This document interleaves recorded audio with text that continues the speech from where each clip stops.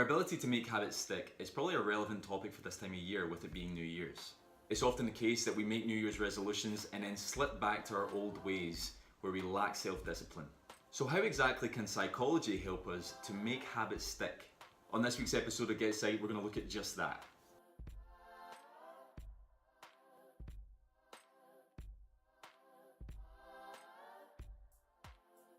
Guys, thanks so much for tuning in to GetPsyched this week. This week, like I said, we're going to be looking at the psychology behind helping make our habits stick. So before we begin, what exactly is a habit? Well, fundamentally a habit is something that we do on a consistent basis. And research has shown that often it can take up to 66 days of consistency to help make habits stick. Fundamentally, what we need is we need self-discipline and we need consistency.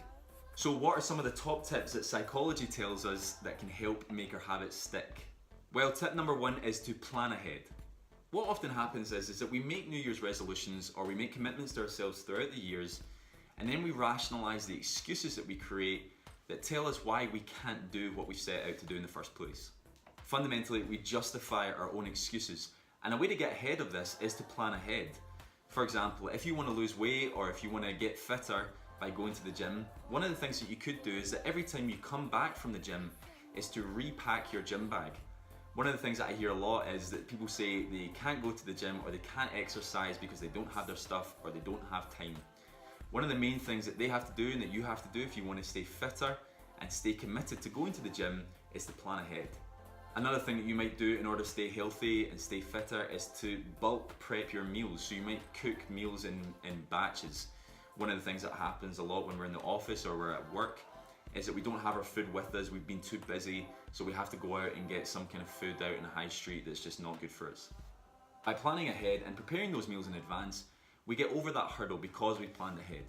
Now, if staying fitter or going to the gym isn't one of your New Year's resolutions, maybe studying is, you can use the same principles in your studying regime by planning your next day of studying ahead. Maybe you could, the night before, look at your day's schedule and think about where you're going to fit in different pieces of study. Okay, tip number two is to make it harder to fail and easier to succeed. If we take the getting fit and going to the gym example again, one of the things that you could do is to chuck out all of the junk food that you have around your house, i.e. chocolate bars or anything else. If you throw that stuff out and you don't have that in your house, you don't buy that at the shop, you're reducing your options of failing on your diet and failing on your fitness regime. Fundamentally, what you're doing is you're making it easier to succeed. Now, when I was doing a little bit of research about this video, I came across an example of a woman who said that she was having real credit card issues, and her New Year's resolution was to stop using her credit card so much, to stop relying on her credit card so much. So what she did was she took her credit card and she froze it in a massive block of ice in her freezer. Now, this fundamentally meant that if she wanted to use her credit card, she'd have to thaw out this huge block of ice or she'd have to smash it up, and that would take a lot of time. And in that time of thawing that block of ice or smashing it up, she would start thinking a little bit more as to whether she really wanted to cheat on her New Year's resolution and use the credit card. Now, that might sound like an extreme example, but it shows you just a perfect example really of how to make it harder to fail and easier to succeed.